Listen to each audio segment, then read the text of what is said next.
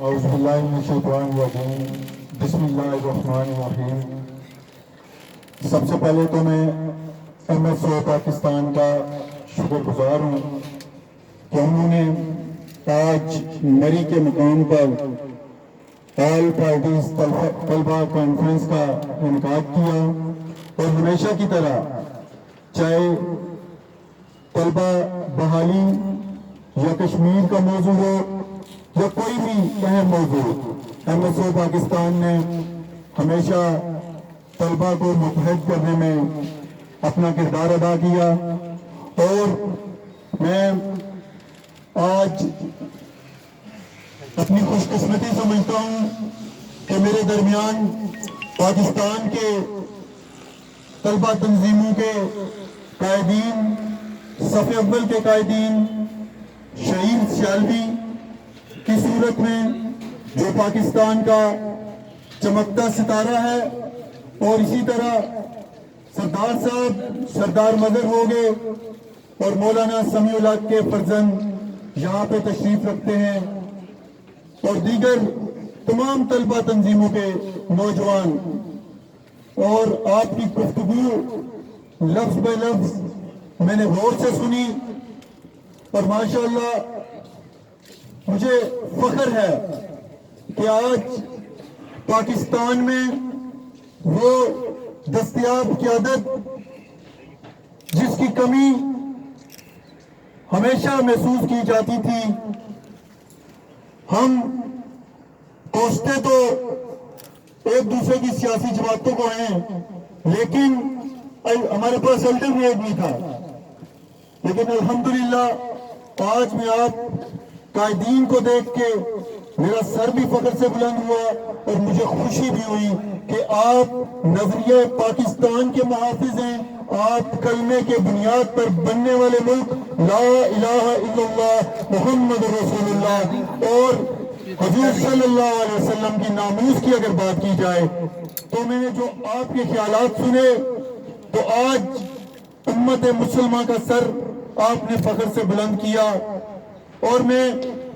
ان قوتوں کو آج کی اس کانفرنس میں یہ پیغام دینا چاہتا ہوں جرأت کے ساتھ کہ نبی آخر الزمان حضرت محمد صلی اللہ علیہ وسلم کی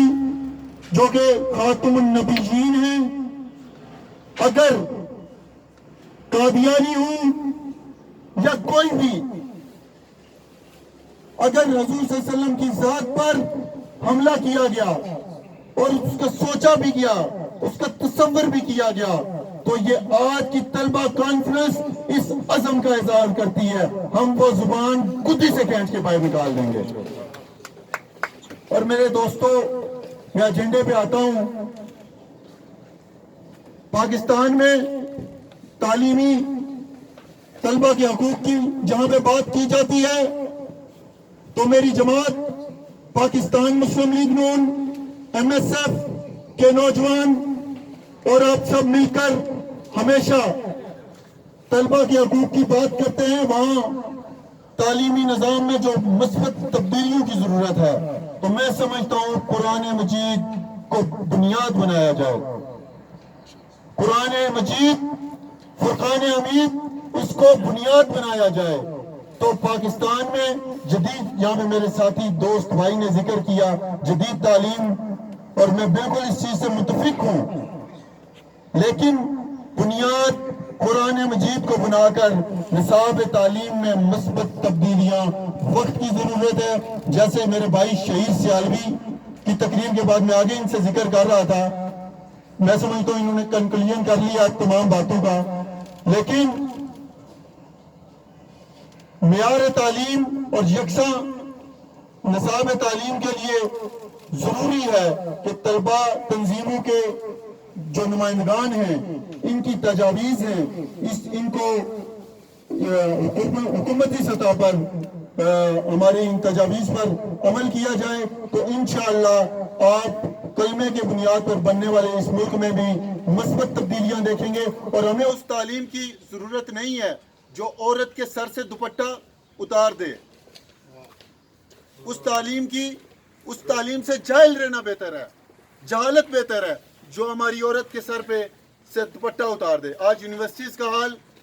ہمارے سامنے ہے. آج پاکستان میں جو حالات پیدا کیے جا چکے ہیں، کبھی پہلے ڈرامے آپ دیکھتے تھے انگار وادی، لاگ، جو جہاد کے جذبے کو زندہ کیے ہوئے تھے. آج کس طرح کے ڈرامے پاکستان میں اور کس طرح کا نظام، اور یہ سب ایک سازش کے تحت ہو رہا ہے. اور اس کا مقابلہ میں یہ سمجھتا ہوں کہ کسی ایک سیاسی جماعت کے بس کی بات نہیں. اس کا مقابلے کے لیے بھی جیسے آج ہم تمام طلبہ تنظیمیں یہاں پہ پاکستان کی موجود ہیں، ہم یہاں پہ اکٹھے ہیں، اسی طرح یہ جو پاکستان کے مسائل ہیں اس کے لیے بھی ضروری ہے کہ پاکستان کی تمام سیاسی جماعتیں اکٹھی ہوں اور ایک موقف رکھیں، اور ہمارا جو ان سا بیانیہ ہے اس کو بھی اپنے موقف کا حصہ بنائیں. اور یہ پاکستان کی آواز ہے. اور دوسری بات، کل جو کشمیر کا ایشو تھا، کشمیر میں اس بچے کی آواز، وہ تصویر آج بھی چیخ چیخ کے اقوام متحدہ کی ان قراردادوں کو جھنجھوڑ رہی ہے، عالمی ضمیر کو جھنجھوڑتی ہے. مسئلہ کشمیر باتوں سے حل نہیں ہوگا، نہ صرف قراردادوں سے اب حل ہوگا. مسئلہ کشمیر کے لیے اب پاکستان کو عملی اقدامات کرنے ہوں گے. وہ بچہ جو اپنے نانا یا دادا تھے، اس شہید کی لاش کے اوپر بیٹھ کر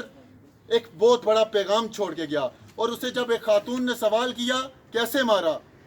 تو وہ بچہ کہتا ہے گولیوں سے مارا، اور اس نے باقاعدہ آواز نکالی گولیوں کی. تو میں یہ سمجھتا ہوں امت مسلمہ پر ایک بہت بڑا امتحان ہے، اور اس کے لیے ضروری ہے کہ پاکستان، جو آج چائنا ہندوستان کو لاتوں سے مار رہا ہے، مکوں سے مار رہا ہے، اور آج پاکستان ایٹمی قوت، ہم نے میزائل رکھے. پاکستان کا آج دفاعی بجٹ 1402 ارب. شاید ہم تعلیم کی طرف موجودہ حکومت تو بجٹ میں بھول چکی ہے اپنے وعدے. یہ افسوسناک عمل ہے. اور موجودہ حکومت پہ میں سمجھتا ہوں یہ سیاست کا وقت نہیں، لیکن پھر بھی میں کہوں گا کہ موجودہ حکومت اس دور میں جس طرح حضور صلی اللہ علیہ وسلم کی ناموس پر جو حملے ہو رہے ہیں، اور میں سمجھتا ہوں اس کی نہ صرف ہم مذمت کرتے ہیں بلکہ ہم عملی طور پہ بھی انشاءاللہ ہم طلبہ تنظیموں کو اب اکٹھے ہو کر اس پہ عمل دینے کی ضرورت ہے. اور میں ایک بات ضروری سمجھتا ہوں یہاں پہ کہنا، یہاں پہ میرے بھائی شہیر سیالوی صاحب نے بھی کی، ہمیں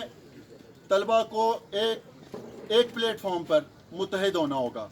اور الحمدللہ حضور صلی اللہ علیہ وسلم کی ناموس کے مسئلے نے تمام طلبہ کو جیسے متحد کیا، اسی طرح ہمیں ایک اتحاد کی طرف بڑھنا ہے، اور اس اتحاد کا آج اعلان ہونا چاہیے. اور اس اتحاد کے لیے میں اپنی جماعت کی طرف سے میں یہ اعلان کرتا ہوں کہ ہم انشاءاللہ بھرپور طور پہ آپ کے ساتھ شانہ بشانہ کھڑے رہیں گے. اور آخر میں آن لائن کلاسز پہ میں ایک بات کہوں گا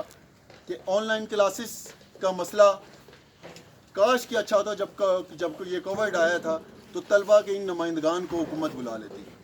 ہمارے دنیا میں 158 ممالک کے بعد غالباً پاکستان میں ہی آیا. ہمارے پاس تیاری کا وقت تھا، تو اگر بلاتے تو شاید SOPs بھی بن جاتے. شاید آن لائن کلاسز میں جو گلگت اور کشمیر اور جہاں پہ انٹرنیٹ کی سہولت نہیں ہے، جہاں پہ طلبہ کا مستقبل آج داؤ میں لگ چکا ہے، طلبہ پریشان ہیں، اور وہ چیخ چیخ کے ہم نمائندگان کو کہتے ہیں کہ اس مسئلے پہ آواز اٹھائیں. لیکن ہم حکومت وقت سے مطالبہ کرتے ہیں جیسے کنسٹرکشن انڈسٹری کو کھولا جا سکتا ہے SOPs کے تحت، ایسے ہی تعلیمی اداروں کو بھی کھولا جائے. SOPs پر ہم عمل کریں گے، اور اس پر ایک جامع حکمت عملی اگر آپ نہیں بنا سکتے تو ہم بنا کے دینے کے لیے تیار ہیں. اور آخر میں اس عزم کے ساتھ کہ ہم اس پاکستان کے ساتھ، ہم اس اسلام کے ساتھ اور کلمے کی بنیاد پر بننے والے ملک کے ساتھ زندگی کی آخری سانسوں تک وفا کریں گے. پاکستان زندہ باد.